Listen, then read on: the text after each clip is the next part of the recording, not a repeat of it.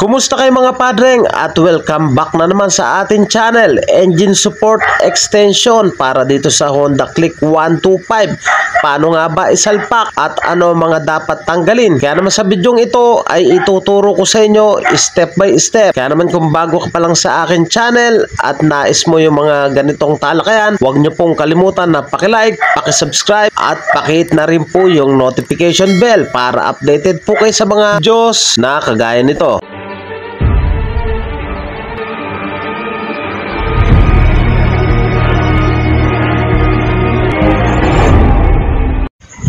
Ang una natin gagawin mga padreng, tanggalin na muna natin yung kanyang U-box. May tatlong 10mm dito sa kanyang brake.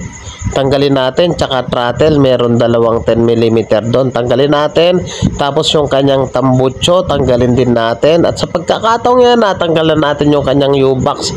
Dito sa mga kable dito, sa parte dyan sa ilalim, mamaya ipapakita ko sa inyo, dapat din natin tanggalin para mailayo natin yung makina dito sa kanyang engine support. So tanggalin natin yan, part na yan sa kanyang kable. Dito rin sa kanyang throttle cable, may 8mm dyan, so tanggalin din natin para mahila natin. So dito sa parte dito, ituro ko sa inyo kung ano yung tatanggalin din natin. Yung dalawang wire na yan, ayan yung hawak kong yan. So nakapasok yan, tanggalin din natin dyan mga padreng para hindi mabatak. So yan o, natanggal na natin yung kanyang tambutso. Tatanggalin na natin to, 17mm. So dapat tanggal din yung flaring sa ilalim. So linuwagan ko lang. So ito, tanggalin natin dyan. Dyan natin kasi papasok yung mismong extension na 2.5. So ganito lang gawin natin, ipasok lang natin yung rubber link dito. So ganyan, tapos yung tornilyo sa gitna, tornilyoan natin sa gitna yan. Tapos pag bumili ka nyan, 2.5 yung sukat. Yung 2.5 hindi mo na kailangan pa magpalit ng kable ng preno. Minsan kasi pag masyadong malaki, halimbawa 3, ito 2.5 kasi nabili ng customer. So hindi ka na magpapalit ng brake cable. So tuhugan lang natin dyan. Linangisan ko lang para madaling ipasok. Pagkatuhog niyan, napakadali lang naman. So extension lang naman yan. So yan, tuhugan na natin at pinadulasan na natin siya ng engine oil.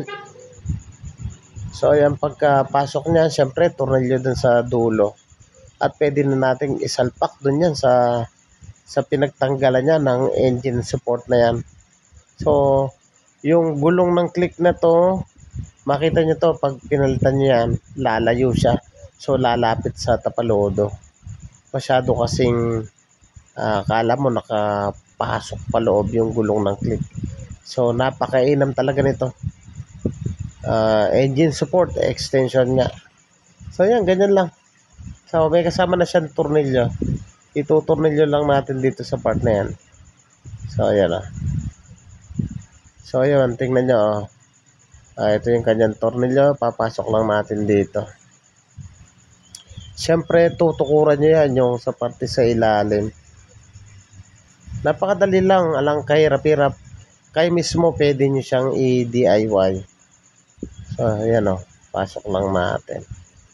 So panoorin nyo na lang yung video. Napaka-basic lang talaga. So ayan na nga mga padreng. Ayan o. Diyan natin tinornilyo ano. Ayan yung dati niya sa loob. Diba? Napakadali lang. So yan, tapos na yan. Tapos yung mga kable na yan o mga wire na yan, ayan, tinali ko na siya. Tatalian ko lang yan ng cable tie. So wag nyong pasayarin dyan sa baba. So yung ganun lang. Thank you po sa inyo. God bless.